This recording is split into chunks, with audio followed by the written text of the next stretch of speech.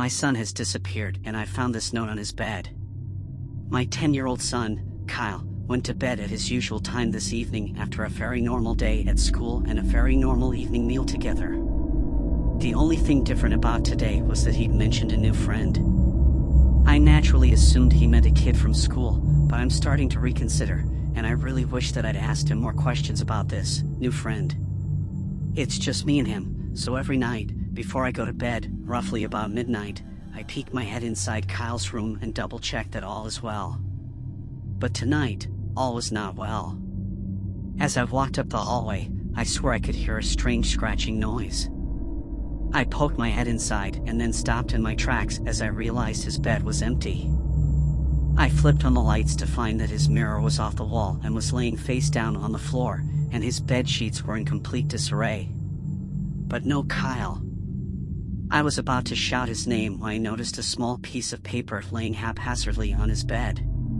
It was an old-looking piece of paper, thick and faded, and the writing style seemed ancient. It said the following: "Disclosure, if you read this, you will become aware of her and be made vulnerable. If you wish to sleep soundly tonight, and for the rest of nights to come, I recommend that you do not continue. She is not a woman. Honestly, I don't know what she is, but describing her as female is the best that I can do. She is the rising fear that lingers in the dark. She is the whisper that shivers through the wind. She is the ghostly feeling that's always behind you. She is the scream in your nightmares and the creature in your cupboard, and she is the terrifying and crushing weight of silence when you're terrified and alone. Now that you're aware of her, she will try and manifest into something that I still can't comprehend myself, or even put into words, but I can, however, tell you how to keep her out, or at least try. Please remember the disclosure. There's no turning back now. She knows that you know about her. You must continue, and if you don't, well, I just have one final thing to say. May God be with you tonight." Okay, first of all, as much of a cliche as it is, check under the bed. If you find black hairs or black fibers, remove them immediately and burn them. No other method will work. Secondly, check the back of your bedroom door for black smudges, or what may look like fingerprints. If you find anything, wipe clean using hot water and a white cotton cloth. And finally, if there is a mirror in your room, be sure to take it down and sleep with the door closed, trust me. Side note, if you have findings from both under the bed and on the door, do not sleep in that room tonight, even after removal. Oh, and if at any point you hear scratching, then I'm really sorry, and it'll be best to just close your eyes. I honestly don't know what to do or who to turn to. I've checked the entire house, all I keep finding is black hair. Please, help. My childhood house was haunted and the ghost physically harmed me. This happened around 9 or 10 years ago. I used to live in a somewhat old house.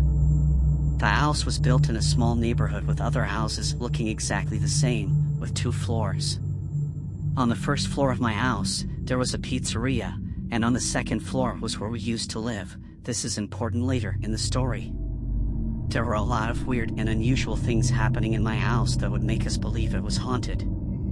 For example, stuff would go missing and turn up hours or days later somewhere it should have never been. There were sounds of someone running in our attic. My dad would always go to check if there were rats or even cats up there, but nothing was ever up there. Doors would close on their own, and cold air would appear out of nowhere. I used to wake up with scratches on my wrist and legs in the same place every day.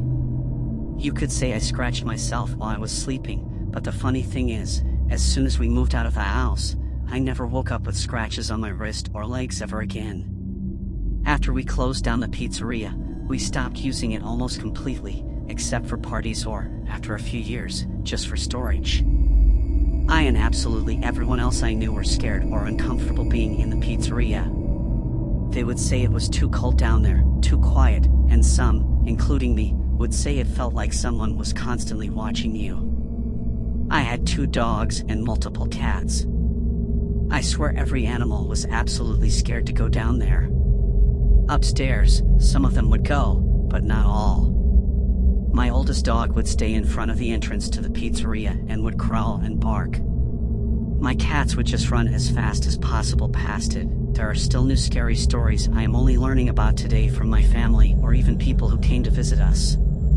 Two stories that personally scared me a lot were on a day when I played hide and seek upstairs in the house with two of my friends, M and C. There were around 3 very good hiding places.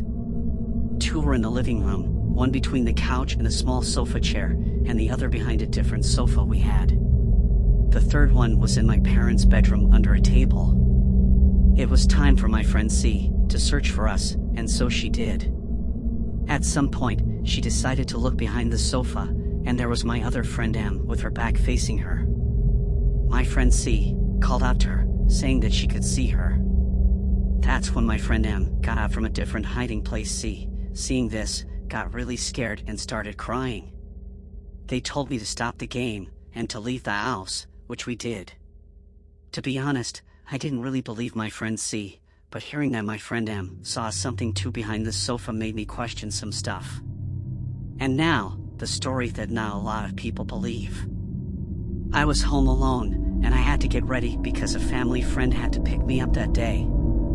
As I was getting ready and getting out of the bathroom, which was at the end of the hallway, and the other end we had a balcony with big windows, and to the right were the stairs.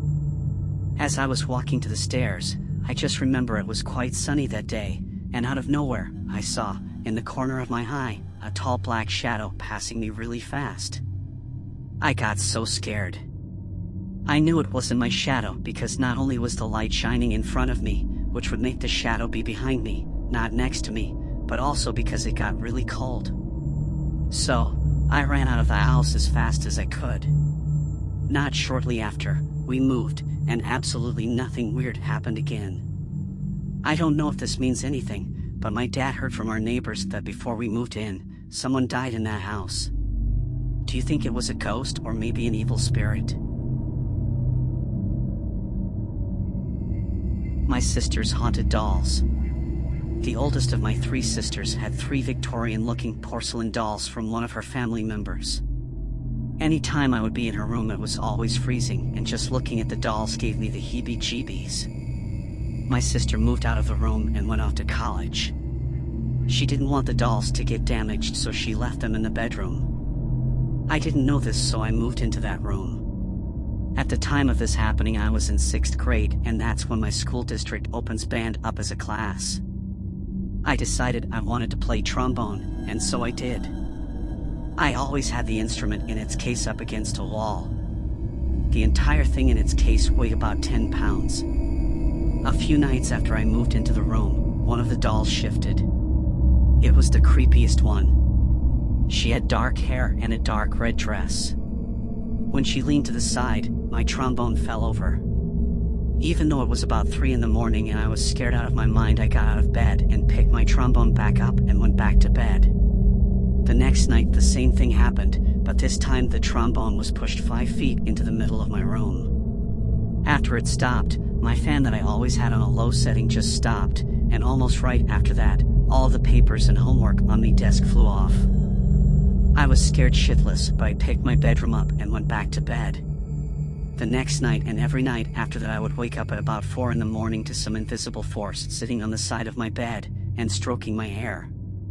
My door was always closed, so that my cats couldn't get in, and there's no way my fan could have caused this. I was constantly trying to debunk it.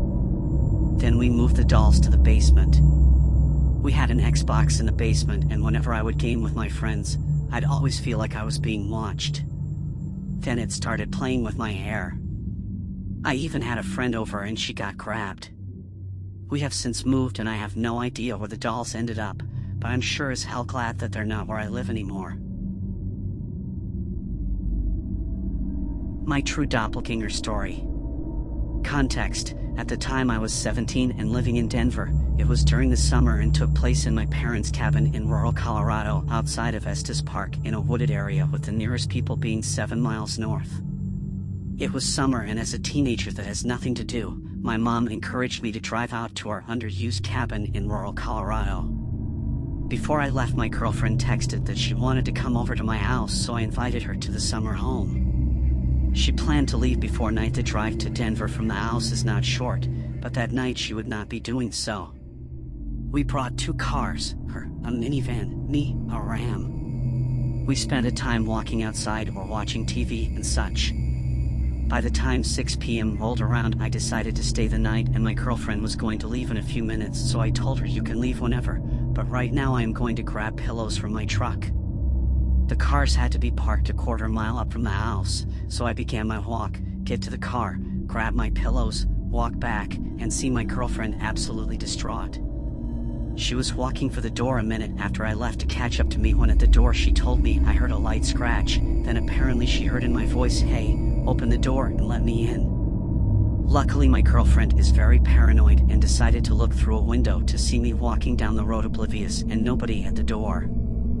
I am confident that neither of us were under the influence and we were both sober. But that is only the first of 2 encounters.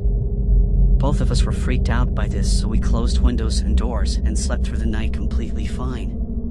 She left quickly at around 8 a.m. and I was left alone. I decided to stay because I was actually enjoying the freedom of being alone until it came to an end when I returned to the cabin.